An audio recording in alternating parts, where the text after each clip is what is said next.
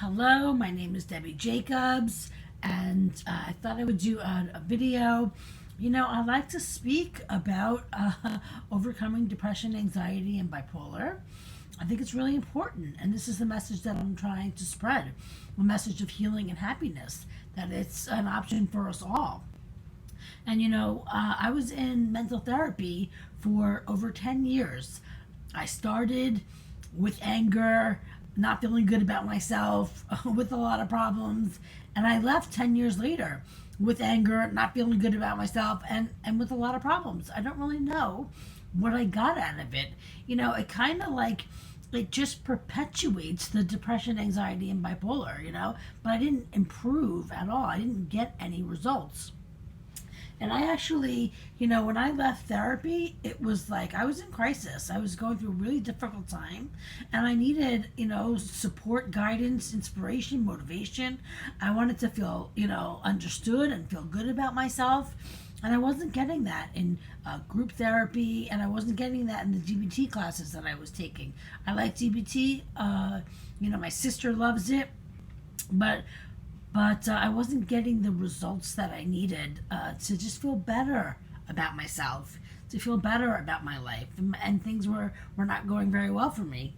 And I stumbled upon a life coach, and you know what? We had a conversation. She actually was a hypnotist.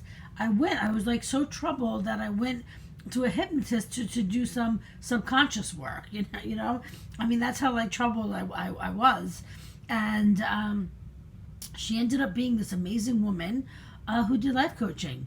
And, when I spoke to her, I felt understood. I wasn't getting yelled at. I was getting yelled at in group therapy. People were yelling at me. I felt like inspired, I wasn't feeling angry. And I said, you know what? I want to work with this woman. I don't want to go back to group therapy and the GBT class. I didn't like the instructors in the GBT class either.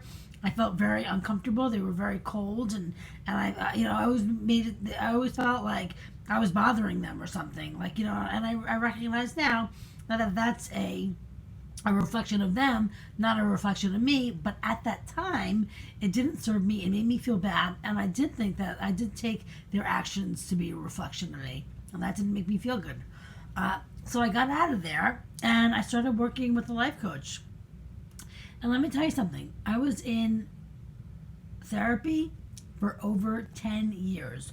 Over 10 years, and I got zero results. Zero. Nothing. Yes, I did. It did help me in the moment, but it didn't help me to avoid these kind of moments. You know what I mean?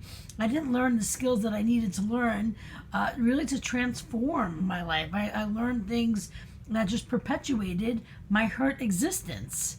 And it wasn't until I worked with a life coach and we started working on my healing, and I learned about positivity, and I learned about, universal law and stuff like that, that I started to actually get results.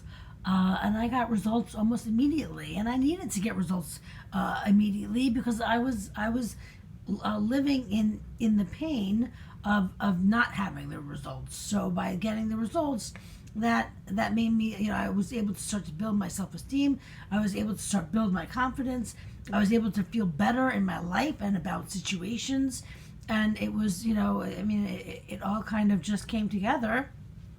It did take me 5 years working on my healing to be fully healed, and that process also included developing an app. I developed my inner voice, which is an app that reprograms the subconscious mind, and I used it and had success with it, reprogramming my own subconscious mind so that I was able to accomplish positive thoughts. And it's with positive thoughts that you can accomplish healthy self-esteem. You need the positive thoughts because healthy self-esteem in negative thoughts dies. The negative thoughts shoot it down, and it becomes low self-esteem. So for healthy self-esteem to exist, it needs to be in positive thoughts. I need to be thinking positive things about myself, for me to feel good about myself, and that's what the healthy self-esteem is. And I had success with that. And you know what? By having success with that, you know what you don't have when you have positive thoughts and healthy self-esteem? You don't have depression, anxiety, and bipolar. You feel good about yourself, but my healing was a lot of other uh, characteristics, personality traits. For me to accomplish positive thinking and healthy self-esteem, I had to uh, accomplish like 20 things. For me to accomplish that one thing, it took accomplishing 20 other things. Like obviously, I can't have negative thoughts if I have positive thoughts, and I can't have I can't think positively if I have anger going through my mind. You know what I mean? I can't feel good about myself if I'm putting myself down. You know what I mean? So it's like really it's cleaning house and going through all my thoughts, beliefs, behaviors, and coping skills, and going from these thoughts, behaviors, and coping skills that don't serve me to thoughts, behaviors, and coping skills that do serve me, that are effective, that are positive. Going from negative, not serving, ineffective, to positive, serving, effective. And when you do that is the transformation of self. Going from an unhappy person to a happy person. I'm happy, not living with depression, bipolar, and anxiety anymore. And for anxiety, it really took me facing my fears, and it took, it took developing a new coping skill to excuse me, to take the place of the ineffective anxiety coping skill, because anxiety is a coping skill. It's not a mental illness. Like anger isn't a mental illness. Why is anxiety a mental illness? And let me tell you something. What I found in my healing is that, I had negative thinking and ineffective negative coping skills. That was my mental illness. That's not a mental illness. There was nothing wrong with me. There's nothing wrong with my mind. My mind operates. Prior to my healing, I was a manager in a benefits department. I have a master's degree in HR management. I was like making decisions and running the department projects and stuff like that.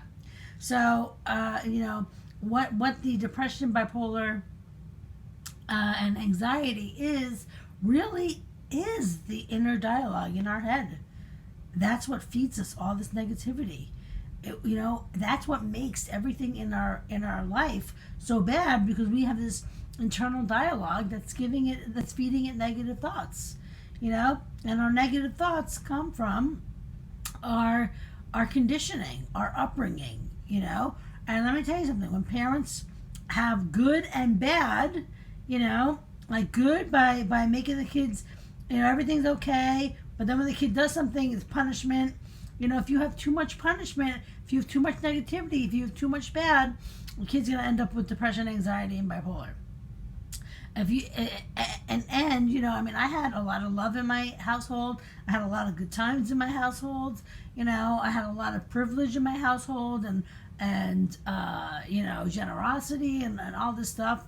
But my dad's hurt affected my hurt, and he punished me too much, and I ended up not having the coping skills to deal with it. My dad was too hard on me, and you know what? I became submissive. I became passive. My negative thoughts got to me, and it negatively affected my life. And I will tell you that there's nothing more than my dad wanted was for my own happiness, but he didn't even recognize what was causing that his hurt was causing my hurt and my unhappiness. And we need to recognize that as parents, because we have to stop the cycle. We cannot overwhelm our kids. We can't force them to do things. So we have to keep them positive with no negativity, because in my healing, the first thing that I did, I got rid of all my negative thoughts. We don't need them at all. We don't need them. And I don't have them. If something happens, I know how to handle negative thoughts, but I don't have like a whole, a million negative thoughts just going through my mind. I cleared all that out, man. I have positive thoughts going through my mind, and with positive thoughts, I'm able to have a healthy self-esteem and no depression, anxiety, or bipolar. I mean, excuse me, really. So it's important, and if I can do this, obviously, it can be done. If one person can do it, it can be done by other people. And I wanted to spread this message of healing and happiness, because we only live once. One opportunity. We do not have to go to our grave with depression, anxiety, and bipolar, PTSD, OCD, borderline. I believe that the healing process hits the reset button for all that stuff, because it's one reset, and then you have the positive thoughts, and the negative, and the healthy self-esteem, and that applies to other mental illnesses. Now, you know what? I just want to separate, the people there are people that have mental illness that really, they can't hold conversations, they can't live by themselves, they can't, act independently, but that's not the typical mental illness. The typical mental illness are people living with depression, anxiety, and bipolar, that have jobs, that have families, that drive cars, stuff like that. And that is what I suspect. Is it really? And from my experience, they also have problematic childhoods. They have abuse in their childhood. They have trauma. They have parents that didn't role model effective coping skills, and didn't teach them how to handle situations like mine. My dad was not a very social person. And I love my dad very much. But parents can teach only what they know, and parents don't know enough. Kids need to know more, and that's what healing does. Healing teaches you what you need to know, so that you can teach your kids, so that their happiness, they're on the path to happiness, and they have positive thoughts and healthy self-esteem. They maintain that. So, all right, I just wanted to do a quick video. Hopefully this will be uploaded, because my other couple ones weren't. All right, you take care, everyone. Thanks so much. My name is Debbie Jacobs. Bye.